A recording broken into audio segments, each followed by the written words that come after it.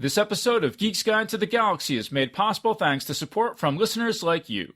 So if you enjoy the show and want it to continue, please sign up to give us $1 or $2 per episode over at patreon.com/geeks. And if you'd rather make a one-time contribution, you can do that via check or PayPal over at geeksguideshow.com/crowdfunding. And I want to give a special thank you to Benjamin Wallen, who just made a very generous contribution to the show via PayPal. Benjamin writes, "Hi David, your episode on The Last Jedi was one of my favorites. As someone who went through a Christian missionary college and left disillusioned, your episode affirmed my love for The Last Jedi.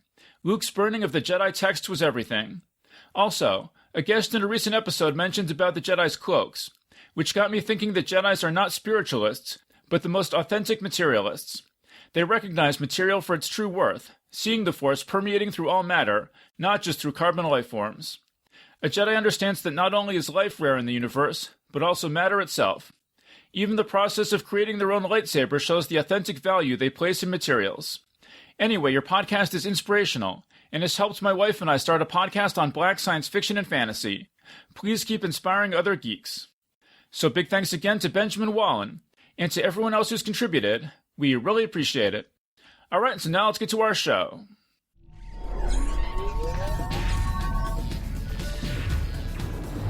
Wired.com presents The Geek's Guide to the Galaxy. And here's your host, David Barr Kirtley. Hello, and welcome to episode 469 of Geek's Guide to the Galaxy. Today on the show, we'll be reviewing Season 2 of the Netflix series Love, Death, and Robots. And we previously reviewed Season 1 back in episode 356, so definitely check that out if you missed it. And this will include spoilers for all of Season 2, so just be aware of that. And I'm joined by 3 guests. So first up, we've got Erin Lindsey, making her 31st appearance on the show. She's the author of the Bloodbound series of epic fantasy novels, and the Nicholas Lenoir series of paranormal detective novels, which she writes under the name Yael Tetensor. The Silver Shooter, the latest novel in her Rose Gallagher series of historical mysteries, is out now. So Erin, welcome to the show. Great to be back. The next up, we've got Tom Gerencer, making his 17th appearance on the show. He's the author of the business book Think Like Google, and the short story collection Intergalactic Refrigerator Repairmen Seldom Carry Cash, and his popular science book How It's Made, written for the Discovery Channel, will be out in December. So Tom, welcome to the show. Thanks, Dave. And also joining us today is Zach Chapman, making his 10th appearance on the show. His short fiction appears in Nature, Starship Sofa, Tales to Terrify, Steampunk Universe, and Writers of the Future. And he also edited the book Time Travel Tales, which includes stories by Catherine Wells, Sean Williams, and Robert Silverberg. So Zach, welcome to the show. Thanks for having me on. Okay, and so Zach is the only person here who wasn't on our panel for Season 1. So I'm just curious, Zach, what did you think of Season 1? From what I recall, I enjoyed it a lot. There are some, it's pretty uneven, but I like the concept of it. I like the idea of just taking as long as you need or as little as you need to make a little anthology short. The ideas can be like really big concept or, just really small concept sci-fi or kind of just horror. And I'm a big Lansdale fan, and I remember there were 2 Lansdale stories, and they transitioned fairly well into episodes. So I didn't care too much for the Scalzi episodes. I had a review, and I think I was really harsh on it. I just humor is subjective. It's like the most subjective art form, right? And that type of humor just didn't resonate with me. So, but yeah, other than that, I really like the concept. Which one was the Scalzi? Was Scalzi the 3 robots one? Was that a Scalzi story? There were 2. There was also, I might not be remembering correctly, but I think there were 2. There was that robots one, and then there was a bad one about time travel and killing Hitler. I think there might have been 3, because I think there was I think there might have been 3 too. Was he the yogurt one? I think so. I have to check. Yeah, so Three Robots definitely was Scalzi. I can look it up. I've got it right here. You didn't like Does that anyone one, Zach? remember I what the loved yogurt that one was called? Oh, it's called When the Yogurt Took Over, so that's an easy one. Is in fact a Scalzi. And yeah, the Hitler one was definitely his. It's just not. I just don't find it funny, so I wasn't a fan of those episodes. But yeah. I like the more I like the more edgy episodes. I think the first season, like Blur, the studio. I don't know if Blur did all of them this season, but I think there were a couple that Blur did last season. They were all like kind of edgy and bloody, and like I was like, oh yeah, man, I love that. Yeah, I think maybe I should explain if anyone is listening to this without listening to our season 1 episode, which is a big mistake. You should go listen to it. But if you didn't, so this is an anthology show on Netflix, and it's these short animated films, mostly adapted from existing short stories by mostly pretty established fantasy and science fiction and horror authors. And so this should be my favorite show ever, right? Like that's exactly what I've always wanted, is a show that just you take the great short stories and just adapt them. And some of them I thought were really good. So like in season 1, I really liked the 2 stories that were the Alistair Reynolds adaptations and then the Peter F. Hamilton adaptation. But then I thought there were just a lot of them that were just kind of too short or too silly or weren't the best stories or whatever. So like Zach's saying, it was kind of a mixed bag for me as well. And so I guess going into season 2, I would say I had kind of, middling expectations. I was sort of expecting more of the same, which is fine. Actually, after our season 1 episode, somebody from Blur reached out to me and asked if I had any suggestions. They had listened to the episode and asked if I had any suggestions. So I sent them some suggestions, but they didn't use any of them. But it was nice just to be asked. I did suggest the Paolo Bacigalupi story, and they didn't use the one I suggested, but they used a different one. So did you suggest People of Sand and Slag? I did, in fact, suggest People. Oh man, I was going to suggest it. I have it in my notes for this season because you said that Blur, before the episode, you said that Blur listened to it, and I was like, I'm going to recommend People of Sand and Slag by Paolo Bacigalupi because it's one of my favorite stories. Yeah, so I don't know. There's always season 3, I guess. You guys, can you refresh my memory? Which ones were the Blur ones in season 1? Does anyone remember? I don't remember just offhand. They have like a distinct visual like look where everything is like kind of ultra realistic. So that could have been a lot of them though, I think. Yeah. But yeah, so those were kind of my expectations going into season 2. So how about Tom? What were your expectations going into season 2? I was looking forward to it. I had no idea they had another season coming out. When you asked if we would watch these to do the panel, I was excited. And but when I kind of sat down to watch them, I was thinking, I think I really liked most of them. Even though I think we had a general consensus that a lot of them weren't stories exactly in the first season, but there were some really cool finds in there, particularly memorable. It's funny, the Scalzi story, Zach, that you mentioned not liking, I really liked the humor in that. That really hit well for me. And then the one about the robot that started out as a pool cleaning robot and then, became like this famous artist and then went back to being. Am I talking about the right series here? Yeah. That's the Blue. Yeah, so that's Sima Blue. That was I mentioned the 2 stories by Alistair Reynolds. That was one of the 2. That was fantastic. So in spite of the fact that there were some that I didn't care about, like I think when the yogurt took over, I didn't care for so much. But with an anthology, it's kind of it's kind of like a box of chocolates. You never know what you're going to get. So. I took my Forrest Gump mentality into this one and said, I think I'm going to find some stuff here that I'm really going to love. So I was kind of excited sitting down watching it.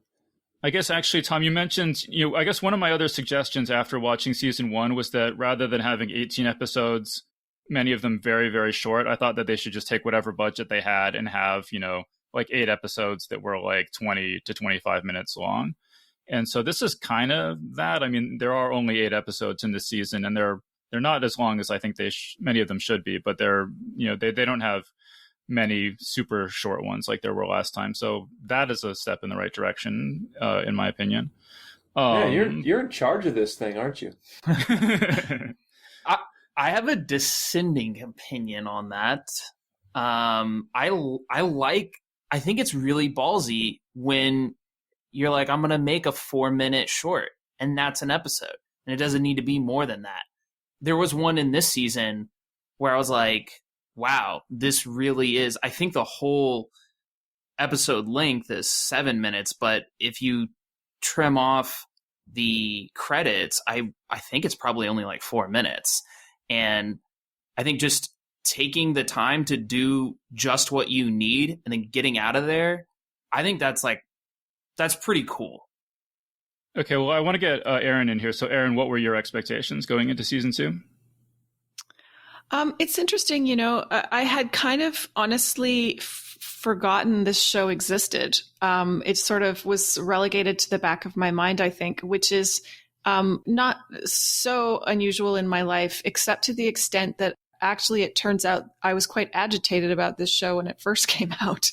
So I don't know whether that qualifies as a repressed memory or what, but I did something that I don't usually do with this show, which is I did go back and listen to our previous season in full.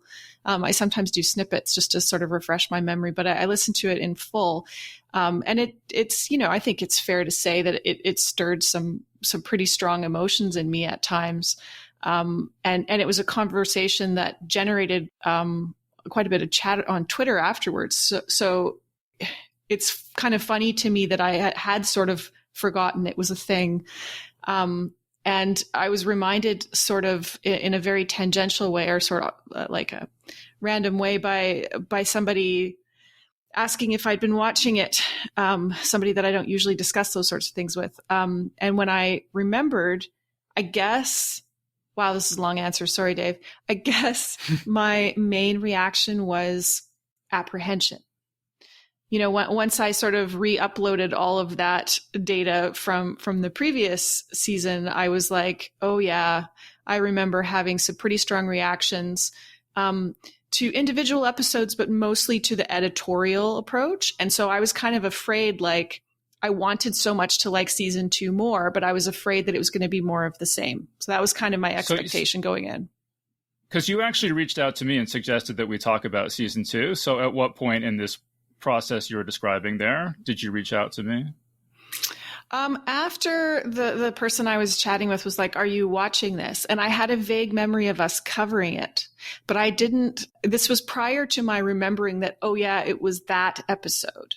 That episode, which, of all the 31 appearances I've had on this show, was the one where after we recorded the episode, I felt the most anxiety about what we had just recorded. And so then I realized, you and I had already discussed that we were going to do season 2. And I was like, that's a bit what drove me to go back and listen again, to just sort of remind myself where I was at when we discussed this, whatever it was. I think it's almost, is it 2 full years ago now? It was 2 years ago. Yeah. Yeah. So, I did need that refresher. Well, let's just say, I mean, like basically, and this was not just us, this was pretty broadly expressed in reviews and things, was that the show had sort of like a very male aesthetic, and that a lot of women, or just like people who, are concerned about these sorts of issues, found kind of alienating. Like a lot of female nudity, a lot of, violence. And so those are the kind, I just want to, in case anyone didn't listen to our other panel, that's the kind of stuff the kind of baggage that we all had kind of going into this season. Mm-hmm. I guess one thing I wanted to say was that it was kind of funny in our last panel, Tom, you said that you would never let your wife know that you were watching this show. And I thought it was like I thought they really toned, there was like no boobs in season 2. It was a tit-free season. That's right. Pretty extraordinary. That was a big theme in season 1, wasn't it?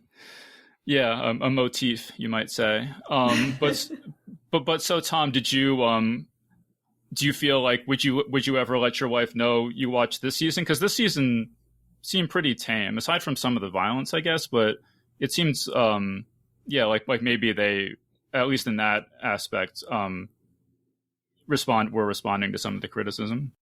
Yeah, absolutely. I think they did. I think they took it to heart now that you say that, because I had forgotten. I remember that we had discussed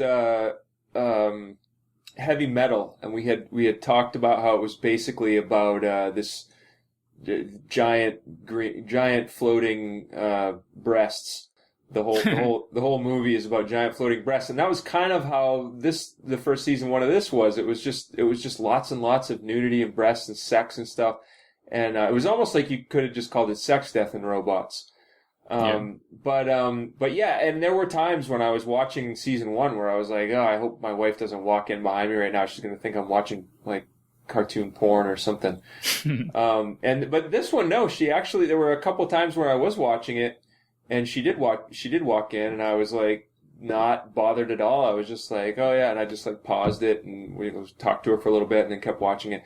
It wasn't like, there was none of that at all. It was completely, I think you're right. I think they probably took that criticism to heart, whether that was from listening to the show, to Geek's Guide, or whether it was just from seeing the general reaction on social media. They steered it in a different direction.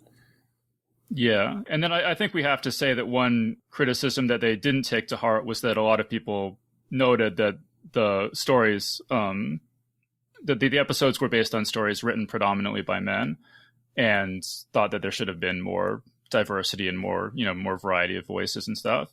And so in season 2, we get 8 more episodes, all of which are written by men, which is a kind of striking choice given how widely commented on this was last time around.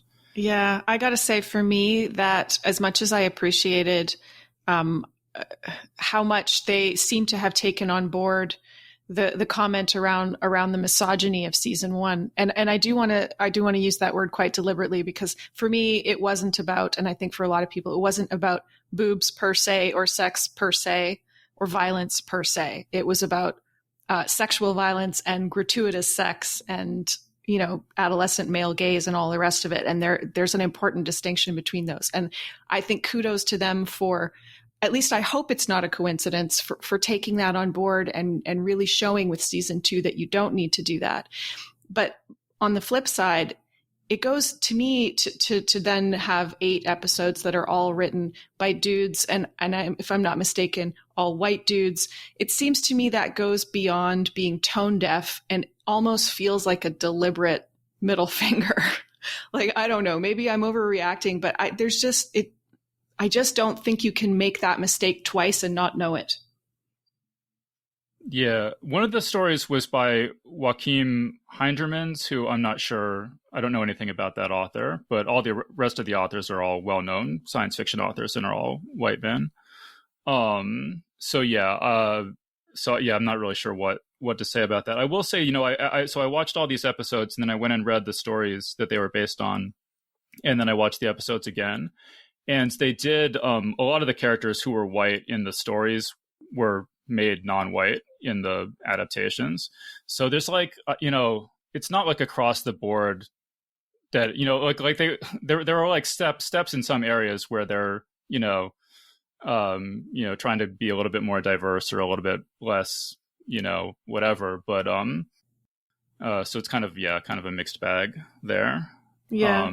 Do you wonder, do you guys know anything about sort of the process by which they assign these episodes to different studios and how they're made? Because I do wonder if one thing that might account for that is if Studio X decides they're going to adapt a certain story, then, it's their team that starts to make decisions about, for example, do we need to gender swap a character, or do we need to bring a little bit more diversity into the characters than were in the original story, often because the story is quite old.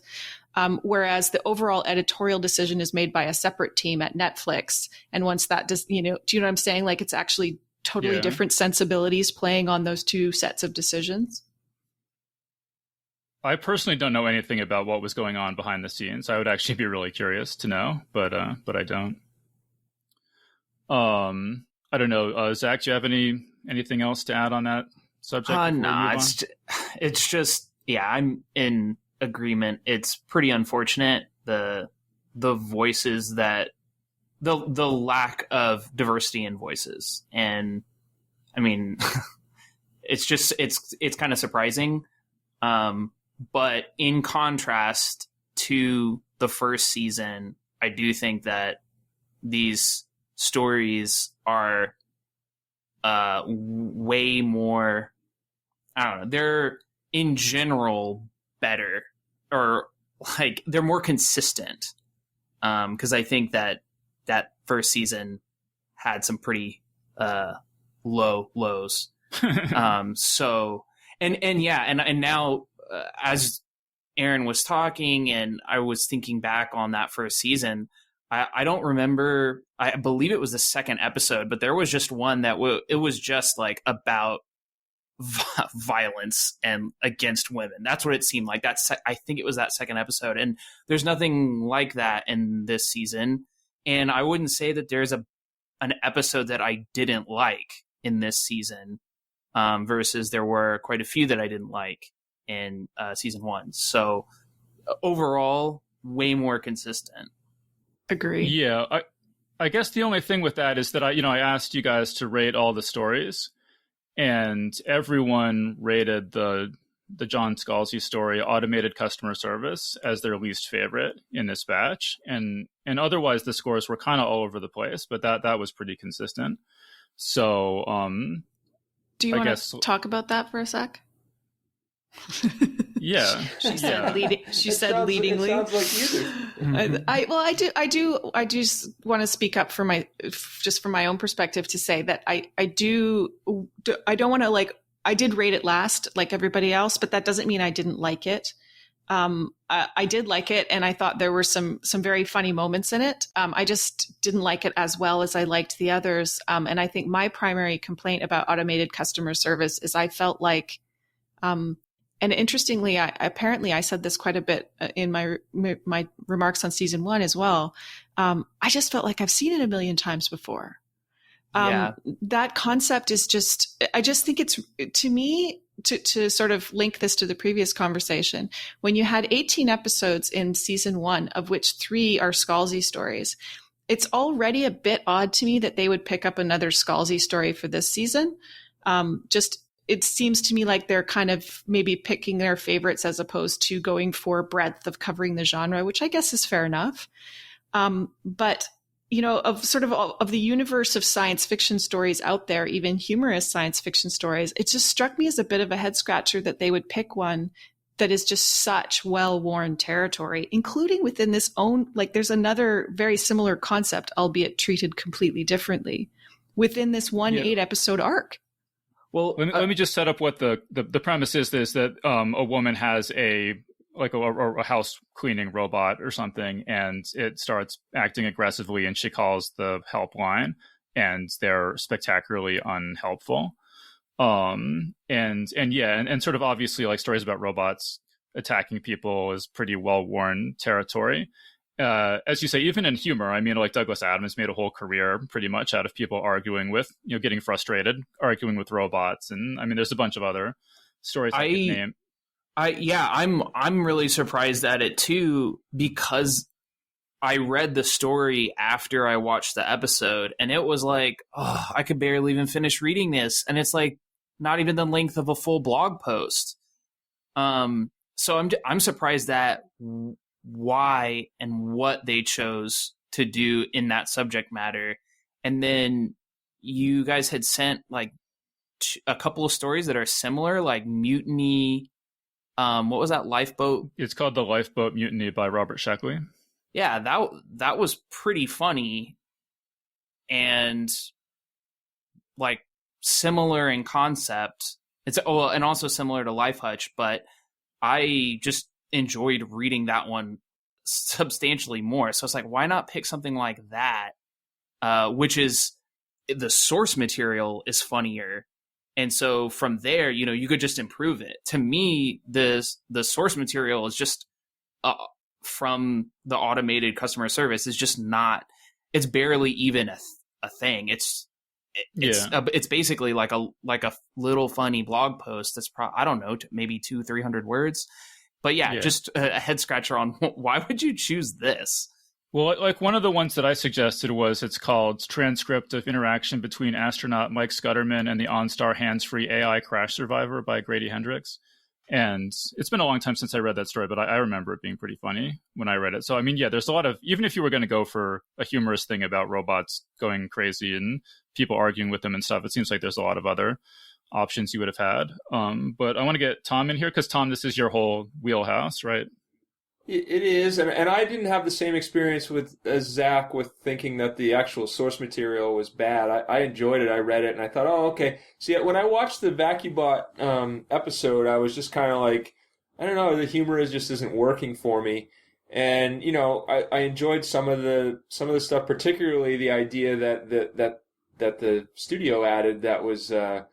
That everything is going to be done by robots, including like walking your dog, which a lot of people get a dog just so they get exercise. But they have a robot walking the dog, and they have robots like playing tennis with each other, and people are just watching them. And that opening few seconds is for me like the best part of the whole episode. You're totally right. Agree. And especially like if any of us have our parents living in those retirement communities in like Arizona or Florida or whatever, you totally see that type of retirement community vibe, and how they imagined the AI integrating into that was absolutely, for me, the best part of the episode.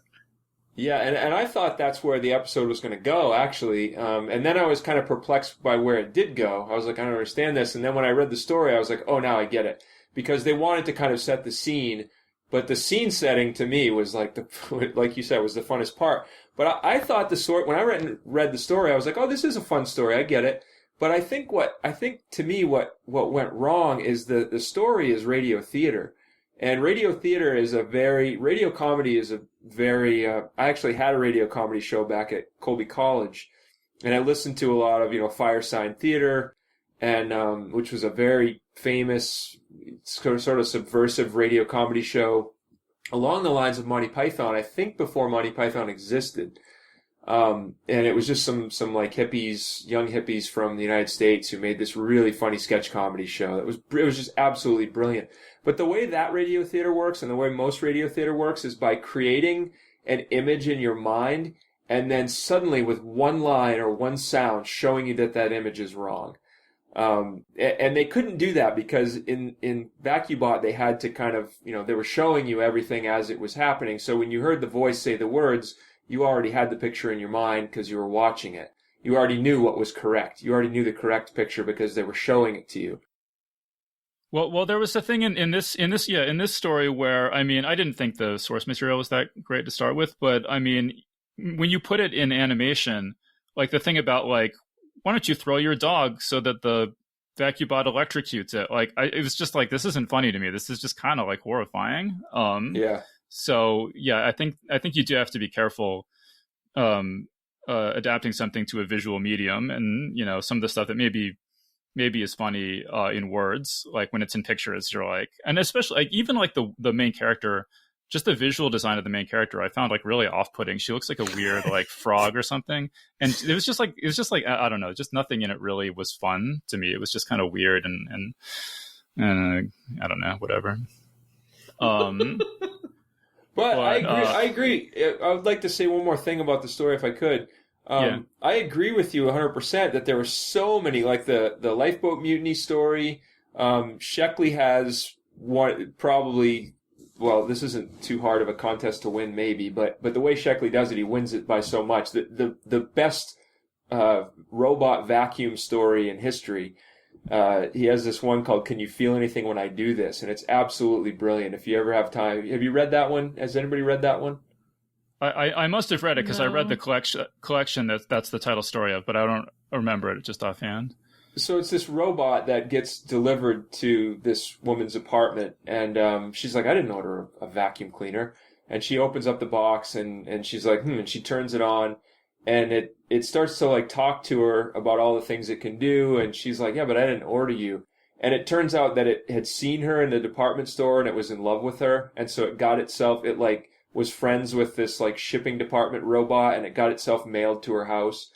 And it starts like there's this whole thing where it starts like talking to her and trying to get her to like it. And she's like, this is weird. And then it starts like trying to erase a stain on her shirt. It makes a stain on her shirt and it says, look, I can make this stain go away. And while it's doing that, it starts kind of like giving her a massage and she starts enjoying it. And then she ends up just like getting really angry at it and basically killing it, like pulling its plug. And it's, the way I'm telling it is horrible, but the story itself, you read the story, it's so brilliant, it's so funny, and would make a really good addition to a collection like this. And it made me think of it because it's a vacuum cleaner robot. Yeah, well, it's funny you say, Tom, that like the best robot vacuum cleaner story is X, just to give you a sense of how not fresh this concept is at this point. But I mean, I think for the story to for me, I think the story what I would want is for it to be like really funny, or have some clever way that she survives the robot, and or have some satirical bite to it. And to me, this story had none of the above. But like I was mentioning, this Philip K. Dick story called Nanny, where the premise is that people have these robot nannies, and then the robot nannies are programmed to go out at night and fight each other. And so if you don't have the biggest, best nanny in the neighborhood, your nanny gets smashed up and you have to replace it. And so there's this incentive for you to get the most expensive nanny that you possibly can. And it's this so great much sort of subtext. Commentary. It's this great commentary on, I don't know if you noticed, Aaron, but it's this great commentary on consumerism and everything. And so, you need to have something. A story like robots running amok story has to have like one of those three things, or maybe something else I'm not thinking of at this point, I think, to really hit. I completely agree with you. And when you described that in the email, I was like, I love that subtext, because it is social commentary and it has that satirical bite, and automated customer service gestures in that direction, but it never really gets there. And one of the reasons I think the humor falls flat is that it overplays. It's way too absurd. So, throwing your dog to the robot is not funny. It's not funny because, I have any problem seeing Pixar pooch get destroyed. It doesn't bother me. It's that it's not close enough to reality to be funny. Whereas, especially when you're dealing with something like an automated customer service, I think you can hew closer to reality and make it funnier for that. Like have prompts that people would actually recognize, but that would just be so frustratingly off the mark when you're about to be murdered. And have that satirical bite because it is closer to the reality that we recognize. And I think it just overplays its hand quite consistently throughout like all the interactions with the automated service. Yeah, so we're like halfway through our time, and we've only gotten to one episode, so we're gonna have to like pick up the pace a little bit here. But I did want to transition from that story to Erin. I think you mentioned Life Hutch by Harlan Ellison has an almost identical premise, and I really enjoyed this story because, and I might just be biased because I read this, when I was a little kid in the first Harlan Ellison collection that I got, and it always stuck in my mind, and so it was exciting for me to see it adapted for TV. The premise basically is that there's a fighter pilot in a war in outer space, and he goes into this. It's called a life hutch. It's this sort of like escape pod kind of thing that he can survive in until help comes. And the robot is malfunctioning inside the life hutch, and it attacks any movement. And so he has to use his flashlight. Eventually, he figures so it attacks him, and he's lying there, badly wounded, dying, and he eventually realizes he can use his flashlight to shine a light on the wall, and that the robot will smash itself to pieces attacking that, and that's how he gets out of it. So it's this kind of classic science fiction survival puzzle story kind of thing. But I think I liked it way more than anyone else. So Zach, what did you think? You didn't like the story, or you rated the story pretty low. I mean, yeah, I rated it low, but I still had a lot of fun with it. It just didn't. It's like you said. I mean, it feels like a pretty low concept, and tonally, it is something that. Well, it's like kind of got that darker, edgier tone, and I was surprised when the credits came on and that it said it was Harlan Ellison, because I hadn't read it. And I think it was like his third published story or something. I think he wrote it when he was 20 or something. So yeah, well, that makes sense. But it kind of reminds me of there will come a soft rain, or there will come soft rains where, you know, someone's like locked inside, which is again, you know, similar to robots. Just let me say it's the Ray Bradbury short story. Yeah, There will come soft rains.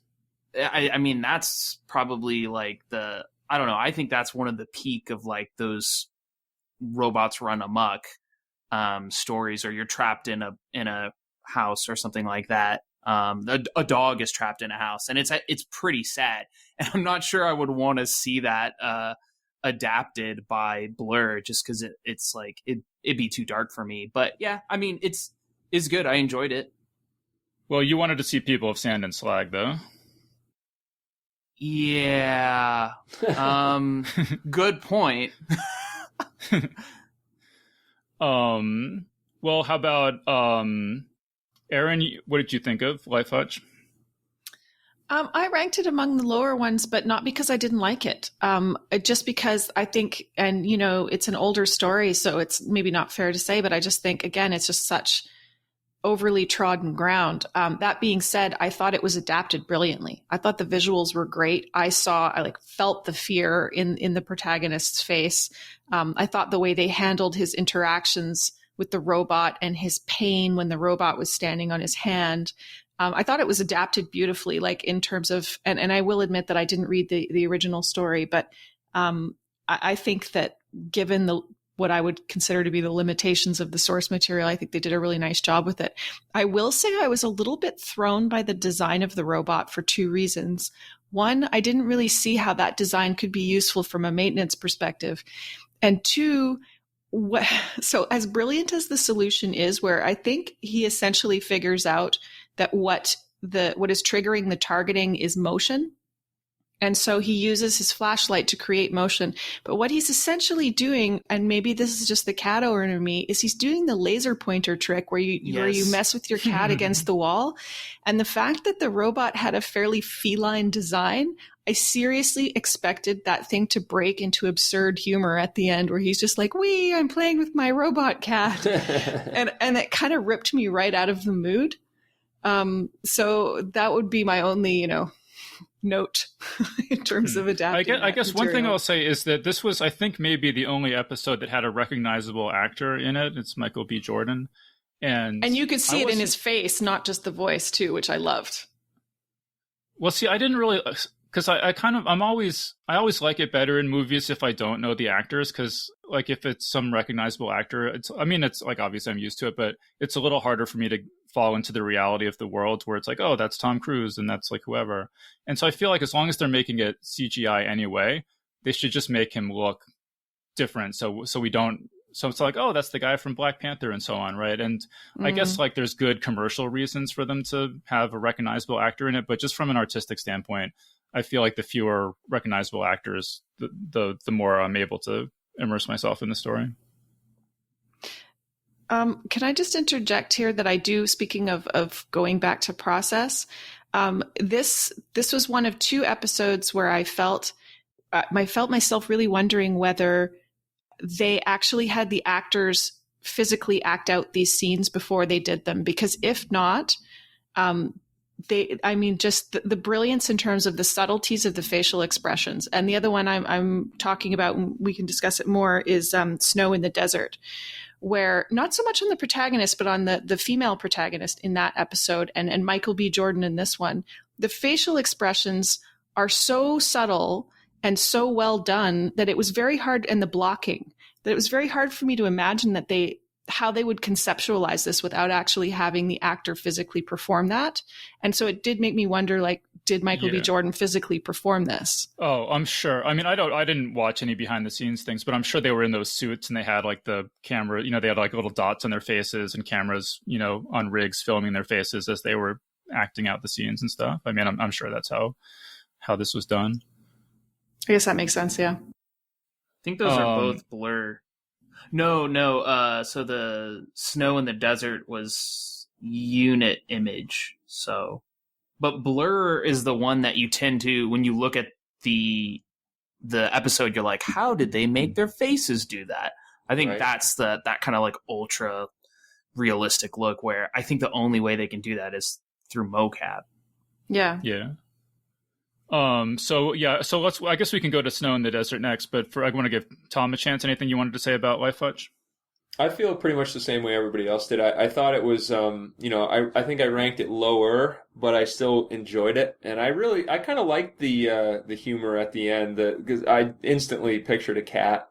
And I thought that was kind of funny, but I thought it was the whole thing was a really fun, tense situation. I thought it was beautifully done. I thought just the whole feeling of like being in a space battle that they didn't show you at first, and then being on the ground after the crash and like looking up and seeing the space battle you were just part of. I could feel, this is totally alien emotion, right? None of us have ever felt that, but I could feel that emotion when I saw that, and it was beautifully done. And then the whole just completely tense situation where he's in the life hutch and then the thing smashes his helmet. Now he can't leave. And he's got to be there with it and figure out a way. And it's slowly taking him apart piece by piece, and he's got to figure out a way to survive. I thought that was a really fun, tense situation. Yeah. All right, cool. So let's move on to Snow in the Desert. So this is based on a short story by Neil Asher from his collection, The Gabble and Other Stories. And I actually read this collection and interviewed Neil Asher about it in episode 319. So this is another one where I think I enjoyed this more because I was familiar with the source material. But the premise basically is that there's this albino assassin named Snow, and he has these amazing regenerative abilities. And so some merchant has put out a bounty for his testicles so that they can study his testicles and learn what makes his cells so regenerative. And and there's lots of violence and so on. So Zach, what'd you think of Snow in the Desert? Oh yeah, I mean, I really love this one. So you said that you'd read this and it was part of a collection. The first vibe that I got from this story was like, oh, this is Elric in space. Like, just because he's albino and he's got like some kind of weird, he's kind of super powered in a way. And so I had that Elric idea, and then I was like, well, Elric's just like, you can just pick up and start reading Elric, right? You can pick up any Elric book and you can start reading them. And I was thinking, like, is that the case for this character? Because if it is, I'd be really into this. So Dave, do you know if did he ever continue writing this character? I don't know. I'm pretty sure that in the book I read, there was only one story about this character, but I don't know. That's the only Neil Asher book I've read, and he has like 20 other ones that I haven't read, so I'm not sure.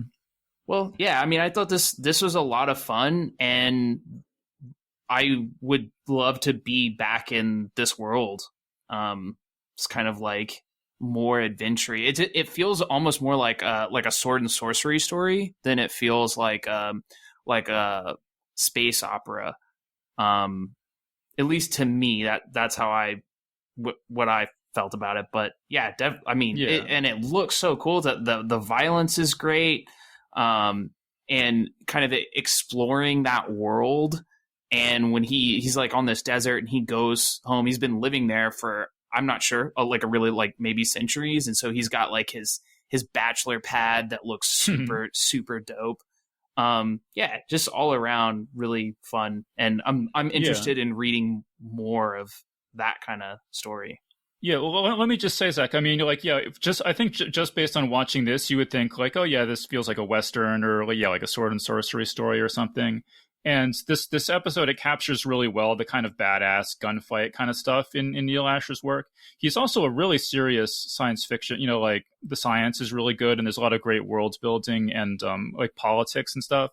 And that kind of got left on the cutting room floor in this adaptation. So, that's just something to be aware of with that. One thing I want to say real quick before I forget that, like a anthology, like just like a John Joseph Adams anthology that you pick up, it's really great because then this show is like that. You see these episodes and then you're like, oh, I want to go investigate. Like, I want to go now. I'm like interested in reading more, which is like exactly the kind of thing that I want from an anthology book, or now from like an anthology show just like this. Yeah, and I thought that book, The Gabble and Other Stories, I thought was terrific, and so yeah, I would definitely recommend everyone read it. But so Erin, what do you think of Snow in the Desert? Yeah, I liked it. I liked it a lot. I will say that I'm pretty uncomfortable with the magical albino trope. Just having lived and worked in Africa for so long, where, you know, albinism, people with albinism are still often accused of being witches or cursed or bad luck, and they suffer a lot of discrimination and physical violence as a result of it. I find that quite cringy. But, you know, and the other thing that I thought was kind of interesting was just like on a completely different note, was that the main character was also kind of the least visually interesting of all of the characters. You know, he was the least emotive of all the characters. But so I struggled a little bit with the protagonist in that sense. But I liked the concept of the story a lot. It's interesting, Dave, what you say about there being sort of more politics and world building in the source material, because I guess my other criticism is that the world felt a bit Tatooine derivative for me. You know, that those early scenes felt like they could have easily been in some of the more recent Star Wars films, which is not a bad thing, but it's not terribly original either.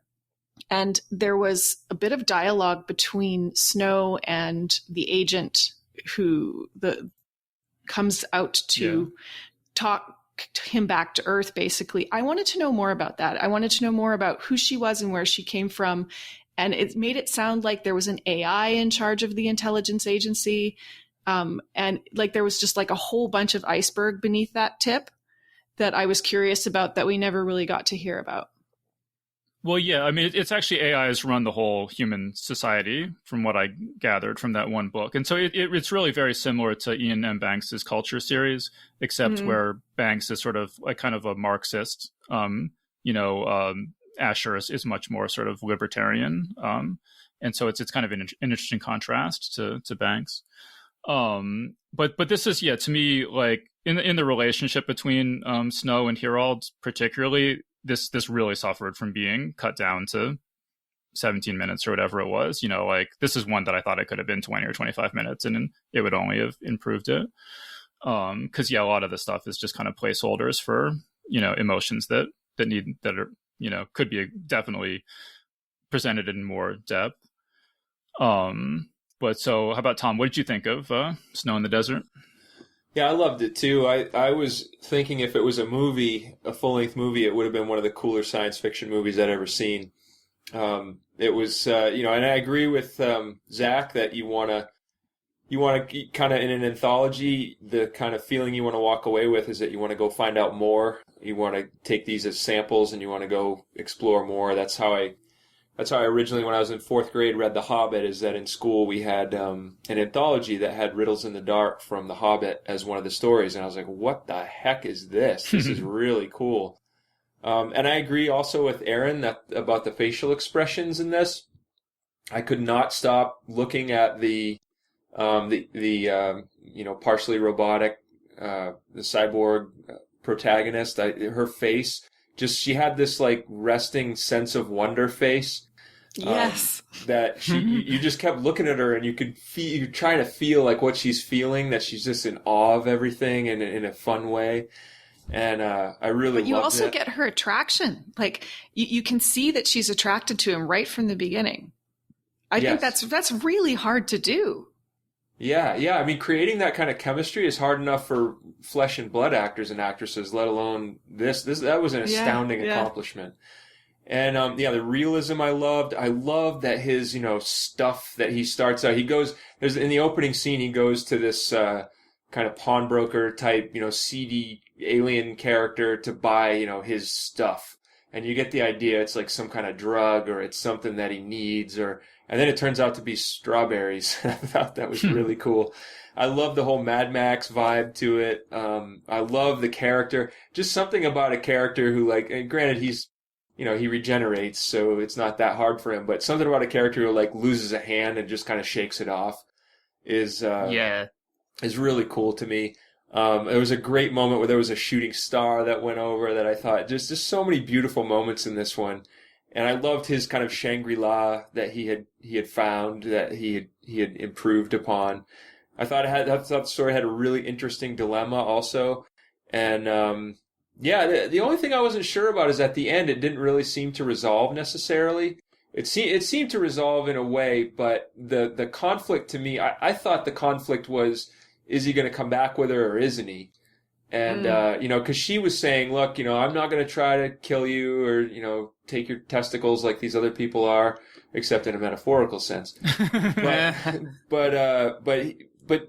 she was kind of saying, I think you should think about coming back anyway, because you could help a whole lot of people. And he just kind of blows that off, and then they kind of get emotionally involved. And I was thinking at the end that was going to resolve. And when it kind of faded to white at the end, I was kind of like, wait, but what's he gonna? But so that doesn't bother me too much. I mean, overall, I was just blown away by this. But that was just like one minor thing at the end. That the overall effect at the end, I was kind of left feeling kind of hanging. Yeah. Well, a lot of these episodes, like, I feel like they could have used it at least another minute or two at the end to kind of, have a more slow, emotionally powerful. A lot of them, it felt like, yeah, like you're saying, it's just like suddenly the curtains get drawn. You're like, oh, what? I didn't realize we were done quite yet. And so I guess, like, yeah, I'll say that in relation to Pop Squad, this is an adaptation of a Paolo Bacigalupi story where it's in the future and Earth is overpopulated. And so they have, teams of policemen who go around killing children because it's illegal to have children because they have these immortality rejuvenation treatments and they don't want any more. They're like, no, we have enough people already. We don't want any more. And so I kind of had mixed feelings about this adaptation, but everybody else liked it. So, like, yeah, everyone else rated it either their favorite story or second favorite, and I had it as my second least favorite.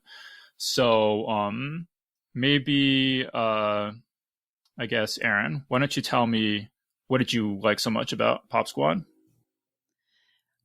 Pop Squad is interesting because it's very, very dark, which is not always my jams. And it's also, I think this central conceit is quite far-fetched. Like, I really have trouble believing that even if I don't necessarily have trouble believing in the idea of a human society where they decide that children are illegal or even need to be euthanized. But I do have a lot of trouble with the sort of idea that it's a bunch of noir detectives in fedoras walking around shooting children in the head as the method of the euthanization of choice.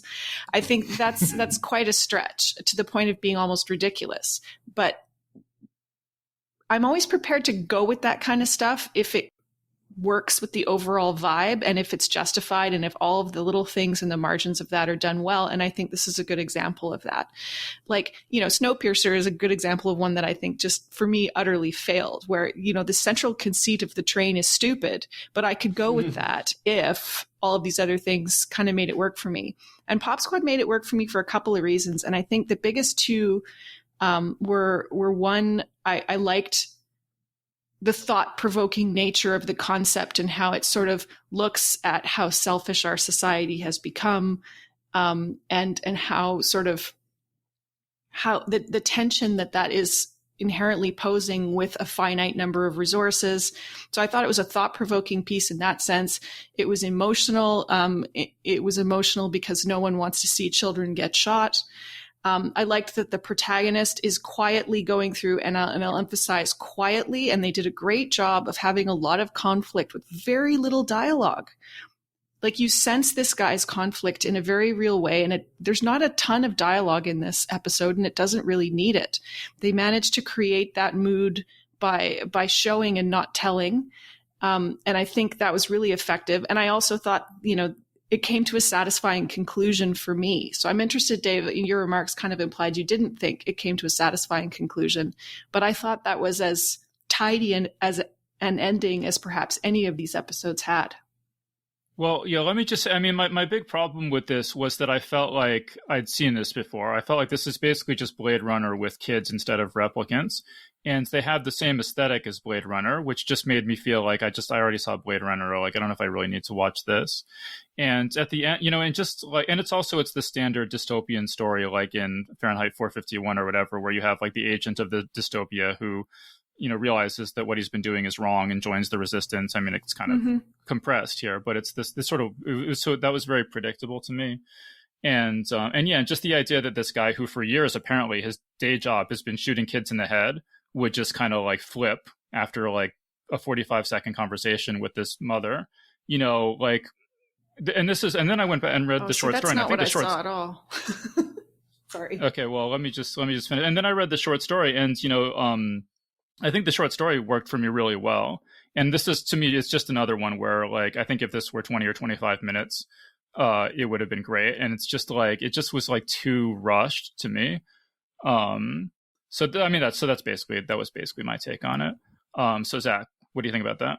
Yeah, I had read the short story a long time ago and remember, kind of enjoying it. And then I really enjoyed the episode for all the reasons that Erin said, and then went back and reread the story, and I like both endings. I like how the episode ends, and this shootout, which is like kind of like Erin said, it's a very nice bookend to this character. This conflict is resolved, done.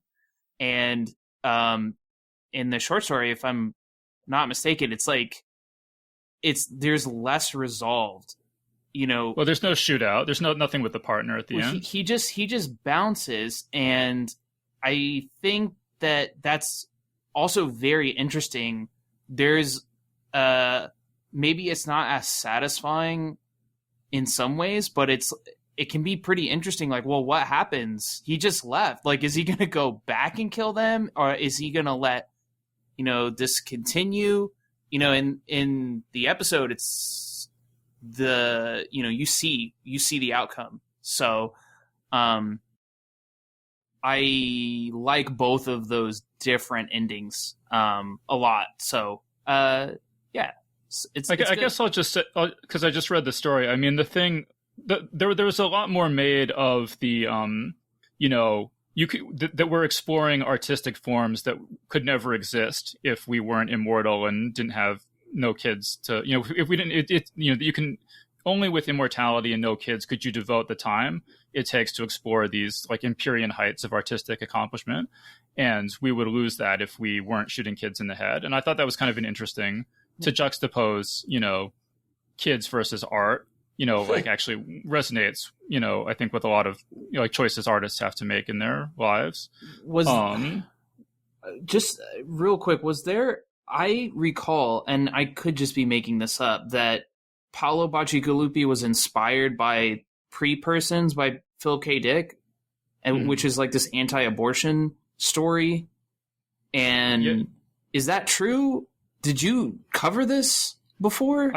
I don't know if that's true or not. I mean, the Pre-Persons is a story by Philip K. Dick, where it's an anti-abortion story, and the premise is that the government has just sort of arbitrarily decided that kids don't become human beings for legal purposes until they're 12 or something. And so they're just these like dog catcher type people who go around rounding up kids and killing them if they catch them out on the streets. So I could definitely believe that was the inspiration for this story, but I've never actually read that. Okay. But the other thing I wanted to say about the ending is that in this, I found the ending, his confrontation with the mother to be a little bit kind of saccharine, a little bit sort of sappy. And in the story, it's really weird and uncomfortable. And he keeps pushing the gun closer to her, like daring her to take it. And like he gets an erection when he's watching her nurse the baby and stuff like that. And so it's just like, there's just a lot of like, that's creepy. a lot more like weird layers to the story than where it felt like this was like really simplified to the extent that it all almost felt like a Pixar movie, like I think somebody said. And in the story, he like shoots the kids like on like quote unquote on camera, and it just like describes their bodies bouncing around and stuff. And so it's like they really sanitized it for this adaptation. But so Tom, what'd you think of Pop Squad? Yeah, it was, well, like Erin and Zach, it was my favorite out of the whole series, and I really enjoy gritty noir anyway. I love detective stories. I love, especially 1940s type ones. I love, all the Nero Wolfe books by Rex Stout, and Chandler second, not quite as much, but and then even up into like the Big Lebowski being like a parody of The Big Sleep, where instead of the detective being somebody who really cares about things, you have somebody who just doesn't care at all. And so I love that whole aesthetic. And I actually really liked, when I first saw it, I really liked the Blade Runner. I was like, oh, it's Blade Runner. I mean, it was the same gun. It was the exact same gun from Blade Runner with a little light on it, the same design of gun, the same car, like the same flying car, the same city. And then there was a real Fifth Element vibe too, though, as well, with the opera singer. And but that was kind of drawing me in. I agree. At first I was kind of thinking, oh, well, where's this going? Is this just going to be another Blade Runner? But I thought that the inspiration for this had to have been Blade Runner. And like you said, they just were like, well, instead of retiring the Replicants. The replicants, were retiring children. Which is what, I think that whoever the studio, when they read the story, they kind of saw it that way in their heads, that, oh, it's like Blade Runner for kids. Not for kids. Yeah, maybe not for kids. Maybe, yeah. But I was highly disturbed by it. Like, I tried to go back and watch it again. I went back to watch all the episodes again. And I couldn't, when I got to the part where he was about to kill the kids at the beginning, I had to be like, okay, I'm done. I can't watch this part. I had to skip that part. Because as a father of, kids who were very recently that age, it was really bothering me. But I really liked his inner dilemma, and I liked the whole idea. Like Erin said, it's just not plausible. If they have the technology to create, a world where they're immortal, they have the technology to be like, well, we can also just make it so we don't have kids. They don't have to be like, well, now the only solution we have for this is we're going to go around shooting all the kids. That just doesn't seem plausible to me. It seems like there'd be something else they could do there. But aside from all those nitpicks, I just felt like it just really resonated. I absolutely loved his dilemma. I loved the duel at the end. I thought it was really cool just for being as quick as it was. Like, you could tell it was going to happen, and then it happened and it was over. It was so quick and so brutal. I thought this was an absolutely astounding short. All right, cool. Yeah, and I think there is something to you say that maybe if you're a parent, it hits you differently than, I've heard a lot of parents say that, once they have kids, they can't watch stuff, fiction where children are in danger in the same way that they used to. But all right, so let's move on to Ice by Rich Larson. So this is set on some, frozen colony world where there's a methane sea, and there are giant glowing whales that swim around in the methane sea. And a rite of passage, or I don't know, something kids do for fun on a Friday night, is they wait till a time when the whales are going to break the ice, and then they kind of run away from where the whales are going to be breaching. And so all the kids on this colony are all genetically enhanced, and our main character is the only kid in town who's not genetically enhanced, and so he feels really resentful that everyone else is, faster and healthier and everything than he is. So let's switch it up. So Tom, what'd you think of Ice? I liked it, but not as much as the other ones in the series. I definitely had fun watching it. It was one of my least favorite, but it was still good. I thought it had really cool artwork. I really thought it was a compelling story about the unmodded kid who, doesn't have all the stuff that his little brother has, and then I thought it was really cool how it turned out that the brother who was modded, I just the whole idea that, his brother who's modded, he ends up being stronger than the brother who's modded and helping him and saving him.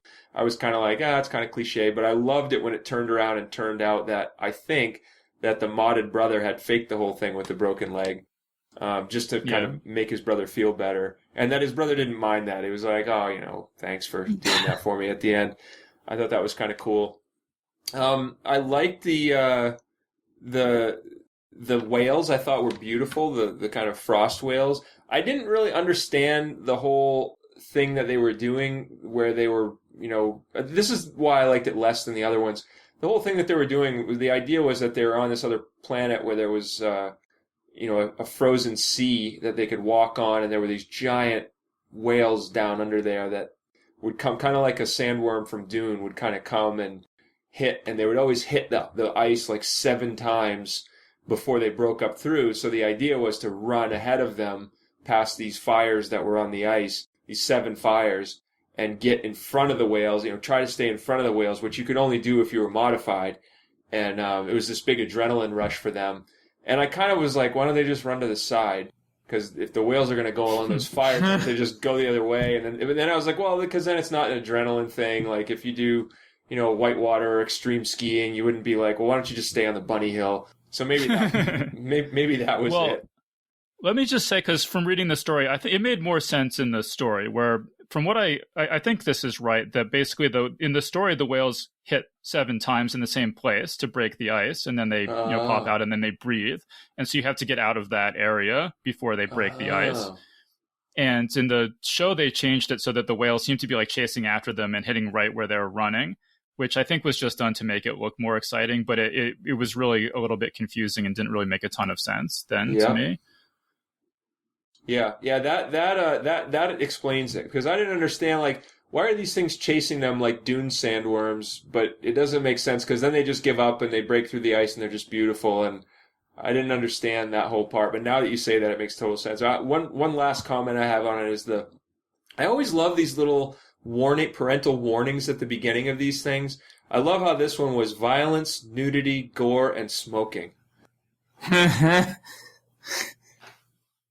Yeah, I don't remember any nudity at all. That's just for the whole series, and it's like they're kind of the standard Netflix thing now, where they always say smoking is always appended at the end, and it is pretty funny. It's like super graphic violence, also smoking. I know.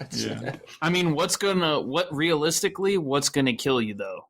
Well, that's violence, or if you start picking up a smoking habit. That's a good point. Like one time I was out in the woods recently with my son and one of his friends, and he said the friend kept walking out in the woods, and I kept saying, hey, don't do that. You're going to get a tick on you. You're going to get Lyme disease. And he's like, yeah, or we're going to run into Sasquatch.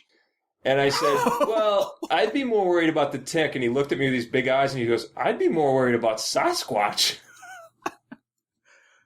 He's right. I mean... Okay. But getting back to the episode though, this must be the same studio and or art designer or something as the Zima Blue episode, because the character designs are very similar, and it's very similar. I really like it. I was saying, in our last episode that I really like it when there's something distinctive about the art style. So like the ones that look like video game trailers or like whatever, don't appeal to me as much as ones where like, it looks like some particular artist, did this. So I really liked that about this. That studio is Passion Animation Studios. And yes, they did do both of those episodes. The artwork looked a lot like the artwork from one of the Gorillas videos. I think it's the same person. Is it the same studio? I only know this because I listened to Zach's One of Us, and they were saying in that it was the same artist or something who did the Gorillas music videos. Oh, I was just the way it's way more advanced now. Like I went back and watched that video after to see if it was exactly the same, and it's not. That video was done so long ago. It was for the song 19-2000, and it's obviously come a long way. But you can tell just something about the eyes and the way the jaws look and everything. It really reminded me of that. I with this episode, I had a preference for this over the short story, because where this ends, like it ends as soon as the brother, who's the not souped brother, he's like the regular brother, notices that, his souped up brother stops limping. And so you get the implication, and it's got like it has this kind of wholesome ending. It feels like it could be like this wholesome thing, and that, you know, it's like this brotherly competition is kind of like, oh, you know, he got him, and now, you know, only good things are going to happen because now he's like integrated into the fold, into these, you know, because he's seen as like being the hero of the scene. But in the short story, it's like it doesn't end there. It just keeps going, and it becomes like, you know, they have an argument about it, and I was like, ugh. Like, man, that sucks. Yeah, like, so it has a real downer ending, the original story. Yeah, and I was like, oh man, like I kind of... No, I think they improved the story in a couple of ways. You know, I mean, I think that, like I said, making the whale breaking the ice thing was way more confusing in this than in the story, but I liked the fact, it made a lot more sense to me that in the story, it's the older brother has made these friends, and then the younger brother is tagging along with them. And this made a lot more sense where the younger brother has the friends, and then the older brother, the unmodded one, is tagging along with them. That just seems like it just made a lot more sense to me that way. Yeah. But visually, I think that just the ice sea worms or whales, it looks really cool. Them running, you know, and them being chased. So I understand why they did that. I know narratively it makes very little sense, but I don't see how, like, visually it would look cool that, you know, they got to move out of the way for it to break the ice once. If that makes sense. Yeah. Mm-hmm. Because now you get to see it multiple times popping out of the water, and then you get the big old chase, and you know, you get the aesthetic, which is love, death, and aesthetic, which is like kind of this show. I want to get Erin back in here. Erin, any other thoughts here?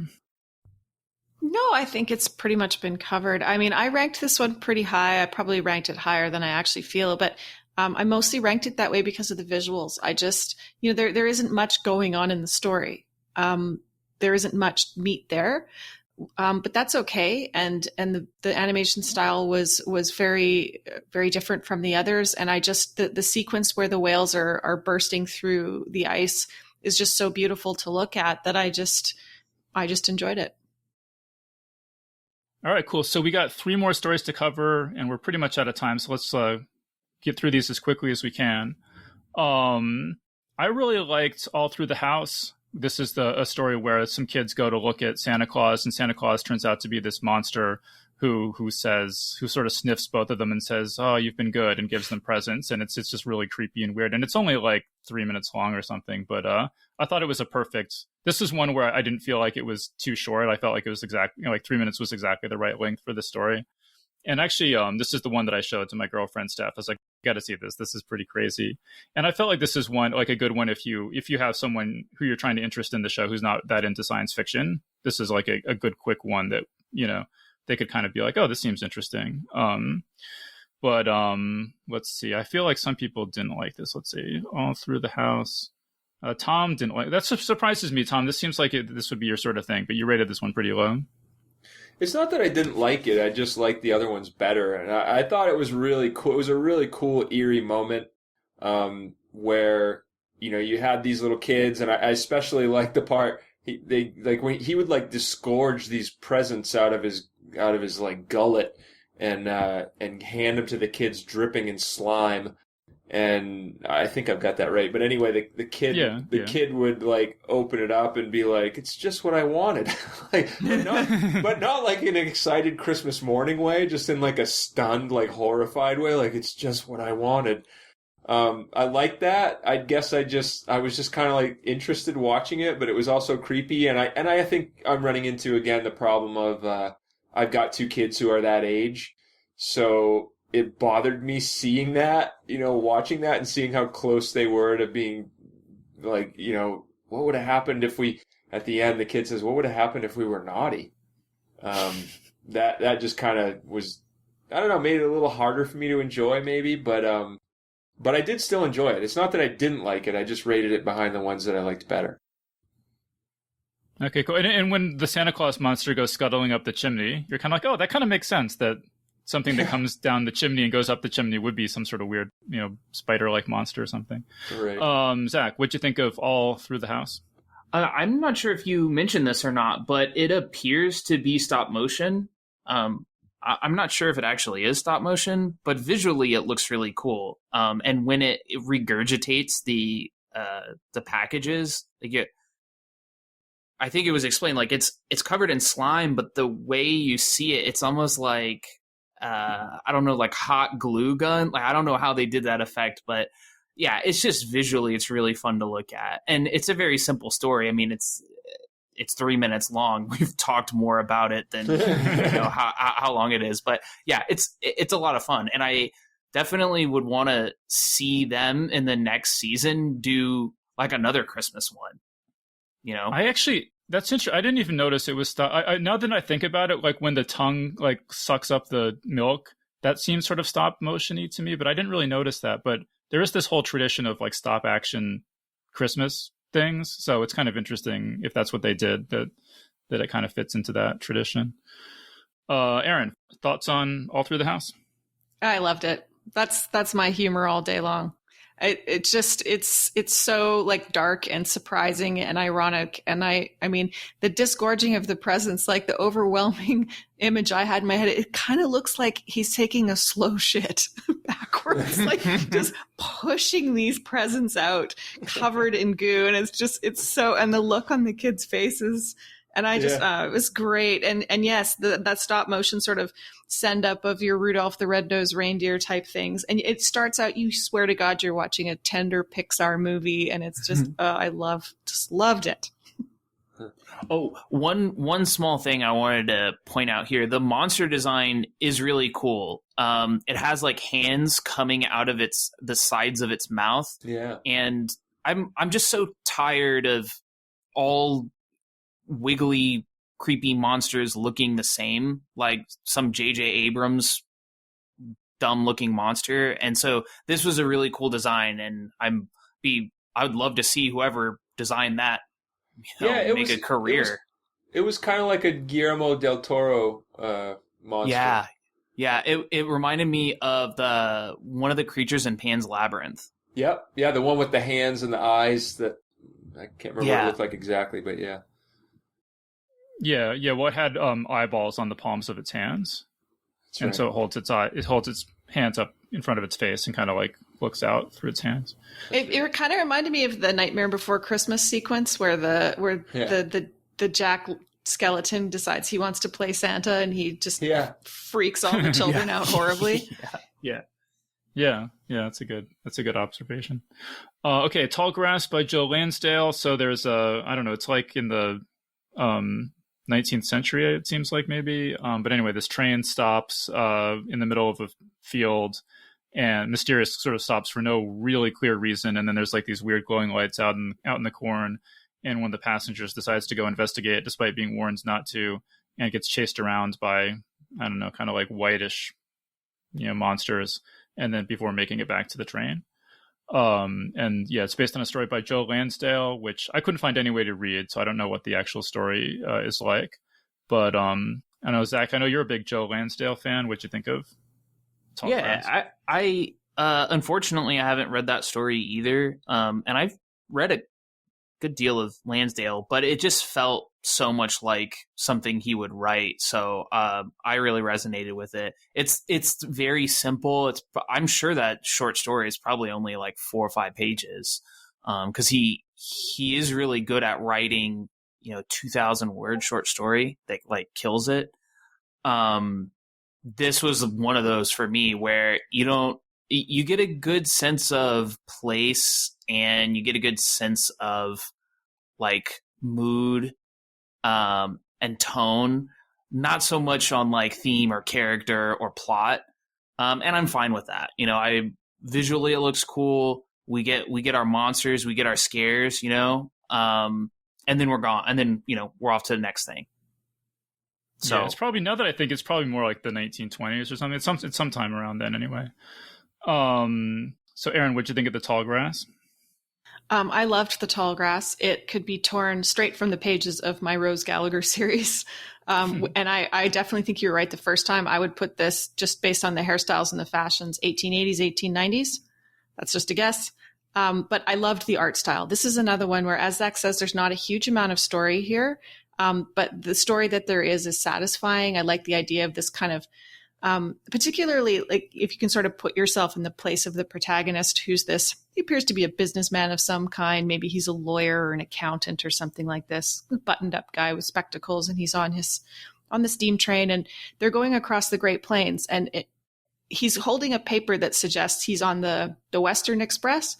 And you have to try to imagine at this point in history, the East is just like this checkerboard of tons of trains and industrial activity. And then you hit the Great Plains and it's nothing for days on end, just flat. And so the idea that there's this kind of Bermuda Triangle thing going on in the middle of those Great Plains and those cornfields is kind of amazing. I guess if there's cornfields, it suggests maybe they're a little more settled than they would have been in the 80s and 90s. But anyway, but the visual style, that sort of almost oil painted kind of style to it. But I really loved the visual style. And I also liked the sort of the period setting. I would like to see more science fiction set in the past rather than in the future, as just like a general rule. Yeah, I guess part of the reason I think it's maybe 1920s is just because the main character, he looks a lot to me like Lovecraft, like just his facial structure. And since it's kind of a Lovecraftian story, I was wondering if that was, intentional. But I mean, I thought the story was a little underdeveloped. I mean, like, I always hate it in horror stories when characters do things that are dumb. Yeah. And when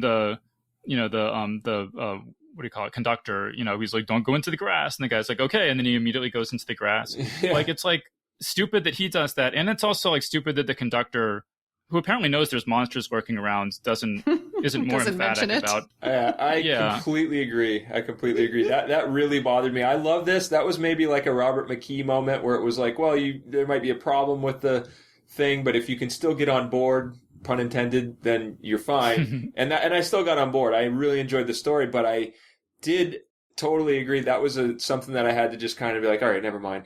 But I was really bothered by the fact that the conductor just, that he went into the grass, number one, but number two, that more so that the conductor was just like, yeah, don't go into that grass, and walks on the train. Instead of saying there are these bloodthirsty, scary like creatures in the tall grass that will like kill you, and you'll become one of them, and like you'll be stuck here forever, and like, oh, okay, well in that case I'm getting back on the train. Or like, even if he didn't want to say that, he could just say like, sir, you have to get back on the train. It's the rules. No arguing. Get back on the train right now. I won't take no for, Yeah. And so could I just say something about that? Because it's funny, it would have bothered me, except, okay, so here's why it didn't bother me, because I was kind of tricked. The whole time I assumed the conductor was in on it, and it was going to turn into some sort of Faustian bargain where in order for the train to pass safely over this particular, you have to pay a toll. And the toll is one dumb fuck Easterner who you let wander off and have a smoke, and we get to eat him, and then the train gets to safely pass. And so I really was surprised when he was saved by the conductor. And then I was like, okay, but wait, there's still going to be a twist. And I was waiting for that twist never to arrive. And so by the time I got to the point where I was like, wait, why didn't the conductor say something? The show was over and I had already enjoyed it.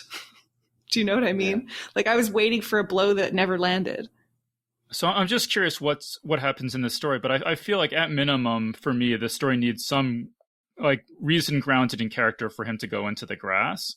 That somehow, even if it's short, that somehow, is affected by his trip into the grass. So like, like what is, because it just seems like this, he's just see the light and he's like, I wonder what that, like, I don't know. It seems like he should see like somebody he knows, or like, somebody who's dead, or like, I don't know. There just needs to be something like related to what's going on. Man, you should write these things. No, I like Erin's idea. I don't think he needs a reason, but I do think you need to see maybe a little bit more conflict about him doing it. Like, I think if you put yourself in his shoes in real life, would it be all that easy for you to resist the temptation First of all, you're not going to be, you're a reasonable, you're a buttoned up Easterner, Aaron, and I never go anywhere. You don't believe in aliens. You don't believe in monsters. You don't believe in all this kind of stuff. So you're curious, like, what manner of new electric farm implement is this? Like, you really don't think you're at risk, right? And then by the time you start to feel creepy, oh man, not me. I would totally be, but I would think about it. I would be pausing and looking back at the train a little bit more than he did and thinking, this is probably really stupid, but... I have to tell you, I've traveled all over the world. I do like class 5 whitewater. I hike giant mountains. I ski really steep stuff. I love adrenaline. I would be underneath one of those benches. There's just something about the unknown, like a train where somebody says, "Don't, the train's going to leave. You don't want to go out there." And I see something weird in the grass. My first thought is, that looks really weird. I think I'll go back on the train. Well, I thought it was like this siren's call. Yeah. That was like pulling him out there. And I thought before the reveals, like, oh, it's gonna be like, this is gonna be a siren type story. And then it's like Lansdale's like, nah bitch, this is crazy zombies. Which is what he does. Like, he's like, oh yeah, we're gonna do like this kind of literary thing, and it's like, oh nah, some dude got bitten in half by like a space whatever. Awesome. But yeah, so I don't know, I thought it was cool, but it needed something else. Yeah, some twist or character choice or something. But let's get on to our last story, The Drowned Giant. This is based on a story by J.G. Ballard. And so it's basically just, this giant body washes up on the beach, and the townspeople at first are kind of like amazed by it. And then as time goes by, they start writing graffiti on it and chopping off pieces of it. And the main character is sort of a more sensitive soul who really finds the giant meaningful and is sort of annoyed by how how flippantly everybody else in town kind of reacts, and that's pretty much the story. So Erin, what'd you think of The Drowned Giant? I liked it. I liked the overall concept of it, which I think, there's a lot of meat sort of under the surface of that very simple story, in terms of a commentary on how, we can have something very magical right in front of us, but we can only see that magic for a few seconds. And then all the prosaic starts to sort of corrode it until it's, something that we don't see the magic in anymore. Like our own planet, for example, we don't see the beauty. We don't have awe and wonder. We just see it as something that we can use and abuse. And so I liked all that aspect of it. I will say that I found the prose a bit purple in places. And I almost wish, and I know this would have been a huge challenge, but I almost wish there had been little to no dialogue in this episode. And because I think the visuals were so powerful in and of themselves. You almost didn't need this kind of, for me, overwrought reflection of the scientist, because it's done in a kind of a diary style narration. And that for me almost detracted from it. And that was my main criticism of it. I think it was heavy-handed, and it actually needed to trust its concept more, because I think there was enough there in that concept and in those visuals that it didn't need that narration. They were showing so much they didn't need to tell.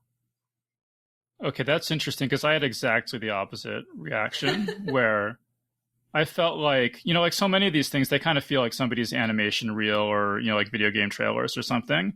And I thought that by actually incorporating the text of the story into the adaptation, that it just gave it much more of a, like artistic literary quality. And if you think that this is purple, the actual story is way more purple. Like they chose like the least kind of like purple or kind of overwrought sections of it to put in. But I don't know. I just thought it was really beautiful, and I would just since I like the short stories so much that these are based on, just to hear the actual words of one of the stories, I thought was a really good choice. But I don't know, Zach, where do you come down on this? One thing. Well, this was my favorite story of the batch of this season. One thing that the short story does pretty well that this didn't visually, it didn't capture is that the first page, it's downplayed. Like the giant is seen from afar. And so there's like kind of like some distance distortion. And so you don't really realize how giant the giant is until like you're like it well into the story. You're like, whoa, he's that giant. Whoa, there's kids walking on him. Like it's at first it's like, oh yeah, he's like the size of a shark. It's like, oh wait, no, I was actually kind of far away looking at that. Now that I see someone in scale standing next to his foot, he's enormous, which is something I feel like would be very difficult visually to do. But yeah, I mean, visually it's incredible. And then just that the literary, it was interesting that what Erin was taking away is like what we were, the human interaction, you know, when this big magical thing happens. I was looking at it more on like what it identity, like what it means to die and to lose your identity and to become to deteriorate, like all of those things, like all of the natural scientific happenings of after death is happening to this corpse, and in a normal, kind of in a normal way, right? It's very realistic. And at first the narration, I get they're so similar, the story and the episode, so I might be mixing some up, but you know, there's a lot more on the identity of who this giant might have been, or you know, what the personality was. He's like guessing at, his temperament was mild, and you know, his features are handsome, something like that at the start, and then midway through he's like this aged, you know, decomposed. And I don't know, it's powerful to the examining the way the body degrades, and then you know, at the very end, like people don't even remember, like they're just like, oh yeah, that was a whale. Like they see these massive bones on the beach, and they're like, oh yeah, it was just some beached whale, you know, like you know, that, oh yeah, we don't remember who we are in, you know, 10, 15 years after we've died. I don't know. It's that's kind of what I was going through when I was reading and watching, and I think it's just really powerful. Yeah, well, just this idea that no matter how amazing something is, it all just fades. Yeah, it's all dust. Eventually. It's all just turns to bone, and the bone to sand, and then eventually there's not even going to be that. Which, yeah, that's powerful stuff. Yeah. So, Tom, what'd you think of The Drowned Giant? I liked it. It wasn't my favorite, but the more I'm hearing everybody talk about it, the more I'm thinking this is probably going to be one of those ones that, like the pool robot story, is going to wind up being a classic from this anthology, in the way that one of my teachers in college once told me a classic is any story that grows in your mind after you read it. And I think this one is obviously many things to many people. I mean, Erin has this brilliant eco angle on it that we're, you know, it's like how we treat the earth. It's this beautiful, amazing treasure that we just kind of treat like garbage, like in a way that reminds me of a Douglas Adams line where he's talking about these Vogons are such horrible creatures that their planet produces these beautiful, scintillating, jeweled scuttling crabs that they smash with mallets, and they don't eat them, they just smash them because they like to do that. And then instead of that eco angle, Zach said, you know, no, I see it as this is what happens in death. You just lose every part of what you were until you become part of the environment. And it's kind of a cool classic in that way, that it can be all things to all people. And I like it really reminded me of magic realism, like the story of Very Old Man with Enormous Wings. That's exactly what my wife said. Oh, really? Yeah, that's exactly what she said. No kidding. Well, it is that same kind of thing where the you know, you've got this bizarre thing that shows up in the middle of a normal town, and everybody just kind of reacts to it how they react to it. And I I have a couple other comments about it. I thought the artwork was amazing. I thought, when I first saw the first few shots, I was like, wow, we are really coming up out of the uncanny valley, where, things that look kind of human, but not really, just are off-putting. I thought this looks almost real. A lot of this stuff looks almost real to me. I also thought the corpse looked like Andy Samberg. Yeah. I don't know if that was intentional or if that was like, it seems like a weird joke to throw in there, but I loved all the little... Especially when it's like he's so noble looking, and then it's like Andy Samberg. It's Andy Samberg, yeah. I loved all the... yeah, that's a good point, Dave. I loved all the little touches, like the tide pool in his palm. I loved that too, yeah. The little kids sledding down his sternum. The locals doing graffiti on the side of him, which and also let me just say that the girl sitting in his ear on her phone, so there's like this giant, and she's just like not even paying attention to the giant, right. She's just on her phone. Right, which speaks to Erin's point about how like we react to these beautiful things by just in this blasé way, total lack of sense of wonder. And then I liked so many cool little details. Like there was a Cetacea colossus poster of a white whale in one of the buildings. It was a great little Moby Dick reference there, which I thought this had some Moby Dick connections, the story obviously, and it also had some Gulliver's Travels. Being older, I grew up watching and reading that. There was a movie in the 70s or 60s that I watched over and over again around Thanksgiving time for some weird reason. If you've read that or watched that, you can't see that visual and not immediately think of Gulliver's Travels, right? Right. What this made me think of is, one of my favorite novels is by James Morrow, and it's called Towing Jehovah. And the premise is that God dies and his giant naked body just falls out of the sky and lands in the ocean and is just floating there in the ocean. And the angels who are now kind of dying and disintegrating because God is dead, they come to this disgraced captain who was responsible for an Exxon Valdez style oil spill, and tell him that they're going to hire him to tow God's body to the North Pole where it will be entombed. So if you liked this, that's a pretty similar premise and just like, spins it out into a whole like great satirical novel. Yeah, I thought of that too, Dave. Yeah. All right, but we are way out of time here, so I think we need to start wrapping this up. So Zach, final thoughts? Any final thoughts on season 2 of Love, Death, and Robots? For season 3, let's get some more diverse voices. But other than that, very enjoyable. Highly recommend. Erin, final thoughts? Yeah, agree. Season 2 is a huge level up over season 1. I really appreciated the emphasis on having a lot more soft sci-fi in there, a lot more sort of philosophical, sociological, thoughtful pieces, as opposed to just only having a lot of pew pew lasers in space, which I love, but enough's enough. So, I liked the balance a lot better. But yeah, just to echo what Zach said, no excuses on the lack of diversity in voices. There is a ton of, including classic science fiction written by women and people of color that need to be part of the mix here. Yeah, it's interesting. I actually thought that I didn't think any of these episodes, I didn't like them as much as Zima Blue. But some of the, like I said, the ones I liked the most from season 1 were Zima Blue, Beyond the Aquila Rift, and Sunny's Edge. And I think some of the better ones from this were kind of on the level of, for me, of those last two.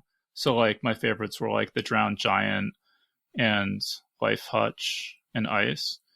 But yeah, I thought this season was way more consistent. Like I said, there weren't just a million ones where they kind of felt pretty forgettable and kind of like filler. And I felt like the stories were all, with that one exception, by sort of big name recognizable authors, and I liked that. So yeah, I think if they just, it's sort of like a lot of the things are going in the right direction, and yeah, if they just had a little bit more variety, a little bit more diversity, more different voices, the show is really, like I said, it's the kind of show I really want to watch. So yeah, I know there is going to be a season 3.